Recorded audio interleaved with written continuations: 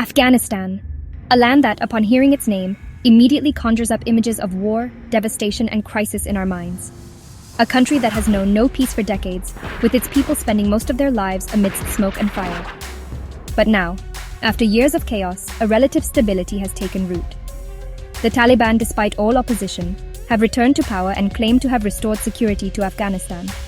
The streets of Kabul are quieter, checkpoints are less frequently attacked, and many people, after years of terror, are breathing a sigh of relief. But is this security what the people of Afghanistan truly wanted? How sustainable is this stability, achieved at the cost of social freedoms and the suppression of new ideas? In a world where the borders between tradition and modernity are increasingly intertwined, how long can a country governed by medieval extremist ideologies survive? Afghanistan is a country that has always been suspended between the past and the future, a place where tradition and modernity, religion and secularism, the East and the West, are locked in an endless battle. While the young generation of Afghanistan has access to the internet, social media, and the modern world, and yearns for a progressive and dynamic nation, the political policies governing this land remain stuck in the past. Many people, especially the youth, do not want a country whose future is tied to extremist beliefs and social restrictions.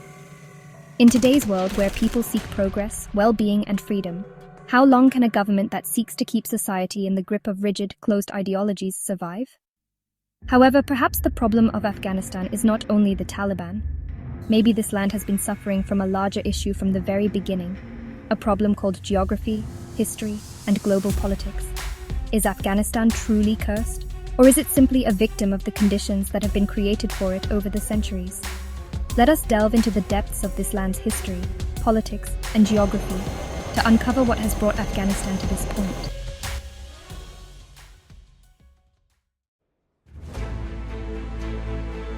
Afghanistan has long been a crossroads of civilizations. From Alexander the Great to the Mongols, all have fought for control of this land. Iranian, Greek, Buddhist, and later Islamic empires ruled the region. In ancient times, this land was part of the Silk Road, and its cities flourished economically. Yet its unique geographical location was both an advantage and a threat. Any power that took control of this land quickly realized that governing it was no easy task. In reality, Afghanistan was part of the Iranian empires until the 19th century, before the treaties of Gulistan and Turkmenchay. Iran had significant influence in this land through its great empires such as the Safavids.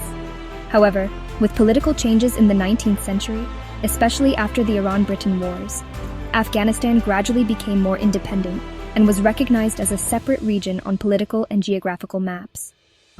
These changes, particularly after the final agreements of the Gulistan and Turkmenchay treaties, altered the historical course of Afghanistan. With the arrival of Islam, Afghanistan came under the influence of major caliphates, but always retained its relative independence. In the following centuries, the Mongols devastated the land, but the people rebuilt. Later, the Safavid, Mughal, and Ottoman empires each attempted to extend their influence in this region, but none were able to establish complete dominance.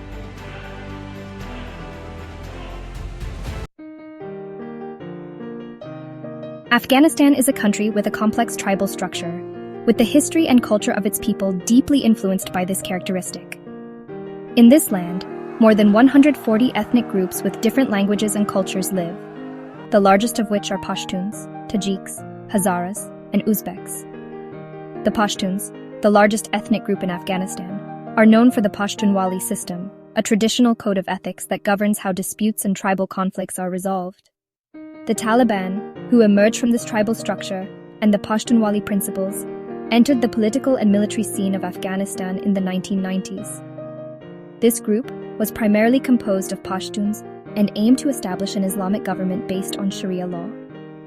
Initially, the Taliban were seen as an anti-corruption and security force in their own regions, but they soon transformed into an authoritarian group that showed no tolerance for other ethnicities and beliefs.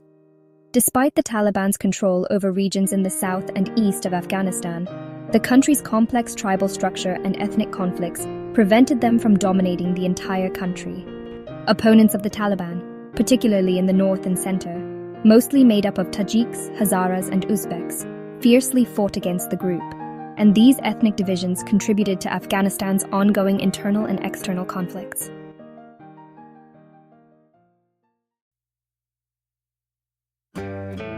In the 19th century, Afghanistan became the battleground between two great empires, Britain and Russia. This rivalry, known as the Great Game, demonstrated the strategic importance of Afghanistan. Britain, concerned about Russian expansion toward India, and Russia, seeking to extend its influence southward, viewed Afghanistan as a critical point in this competition. At this time, Afghanistan was directly involved in several wars, many of which were the result of foreign pressures and efforts to maintain its independence. Ultimately, these rivalries led to ongoing crises, making it impossible for either side to fully control the country. In the 1980s, the Soviet Union invaded Afghanistan to fight against Afghan Mujahideen forces, but the war became a quagmire for the Soviet army. Afghan fighters, supported by the West, resisted the Soviet forces and forced them to withdraw. This strategic defeat was one of the factors that led to the collapse of the Soviet Union. Afterward, Afghanistan remained a focal point for global competition. In the 2000s, the United States and its allies entered the war directly following the September 11 attacks to overthrow the Taliban. Yet, as before, Afghanistan became a point of global and regional contention, with various powers vying for control.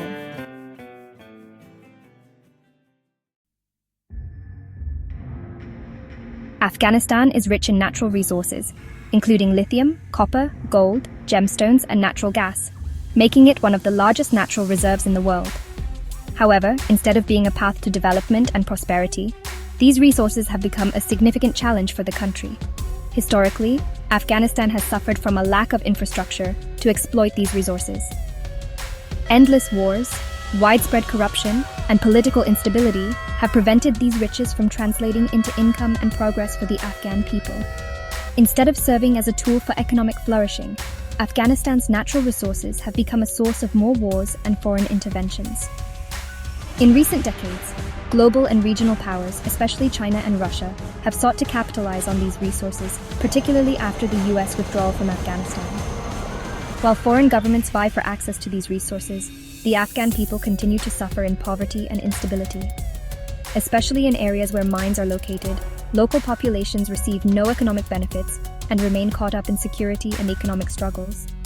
The question remains, can Afghanistan use these resources to progress and develop, or will they once again become tools of war and instability?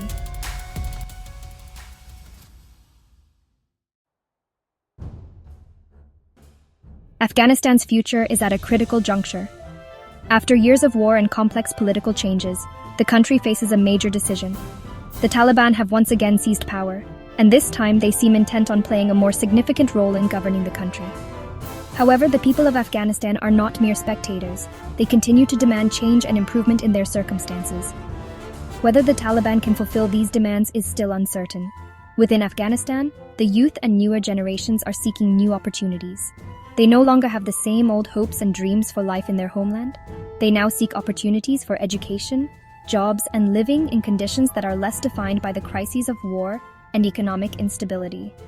Many in this generation, regardless of the type of government, are weary of the current state and want profound changes in the country's social and economic systems. The question is whether these changes will be in the hands of the Taliban, or whether Afghanistan will reach a point where everyone can take advantage of new opportunities and live without fear and anxiety. The fundamental challenge for Afghanistan now lies not only in governmental policies, but in the changing perspectives of the people toward the future. The older generations, who have always been embroiled in war and insecurity, may remain loyal to past patterns, but the youth and newer generations are yearning for a different world.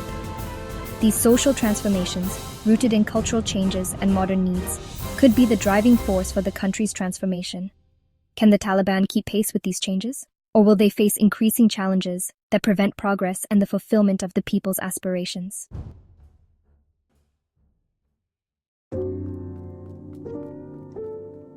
Afghanistan is a country with a complex history and resilient people. But is this land truly cursed? Perhaps not. Maybe this country is merely a victim of difficult geography, colonial politics, and proxy wars. The future of Afghanistan remains uncertain. But one thing is clear. This land will continue to be at the center of regional and global transformations. Can Afghanistan one day break free from this historical cycle?